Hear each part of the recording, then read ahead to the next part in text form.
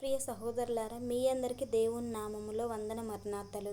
మలాకీ గ్రంథం 3వ అధ్యాయం 10వ వచనంలో ఇట్లు రాయబడి ఉన్నది.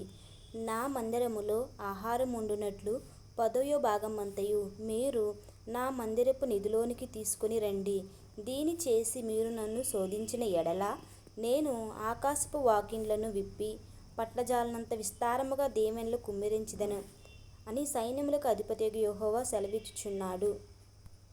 ఇక్కడ దేవుడు ఏమంటున్నాడంటే, నా కుమారుడా, కుమారి, నా పరలోకపు వాకిళ్ళు ఉన్నాయి, అవి ఇంకా పాడైపోలేదు. గతంలో లాగానే గడియలు తేలికగానే తీయవచ్చు, అవి తుప్పు పట్టలేదు. ఆ తలుపులన్నీ మూసి నా దగ్గర ఉన్న వాటిని దాచిపెట్టుకోవడం కంటే వాటిని బార్లాగా తెరిచి దీవెనలను ధారగా కురిపించడమే నాకు ఇష్టం. మోషే కోసం వాటిని తెరిచాను, ఎర్ర సముద్రం పాయలయ్యింది. యెహోషువ కోసం తెరిచాను, యోర్దాను నది ఆగిపోయింది. గిద్యోను కోసం తెరిచాను, సైన్యాలు పారిపోయాయి. నన్ను తెరవనిస్తే నీ కోసం కూడా తెరుస్తాను. తలుపులకు యువతలి వైపున గతంలో లాగానే నా పరలోకం నిండా అనేక సంపదలు ఉన్నాయి. కాలువలు, ఊటలు పొర్లి పారుతున్నాయి.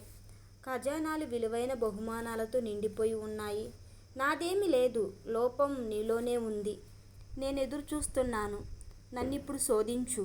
నీ వైపు నుండి నియమాలన్నిటినీ అనుసరించు. నీ దశమ భాగాలను తీసుకురా. నాకు నా పని చేయడానికి అవకాశమియ్యి. ఇప్పుడు చదివిన మలాకీ 3:10 నుండి మా అమ్మగారు చదివి వినిపించే వాక్యాన్ని నేను ఎప్పుడూ మర్చిపోలేను. 10వ భాగమంతయు తీసుకుని రండితో మొదలయ్యి పట్టజాలనంత విస్తారముగా దీవెనలు కుమ్మరించెదను అనే వాక్యంతో ముగిస్తుంది. నేను ఎన్ని దీవెనలు కుమ్మరిస్తానంటే నీకు స్థలం చాలక ఇబ్బంది పడతావు. మా అమ్మగారి సూత్రం ఇదే.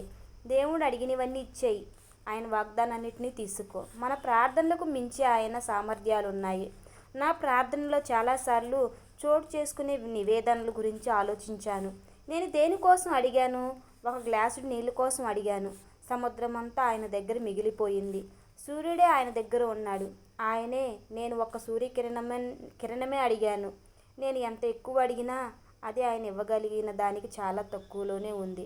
విస్తరించిన కృపను కోరాను. ప్రతి వాగ్దానం మీదే నా పేరు రాశాను.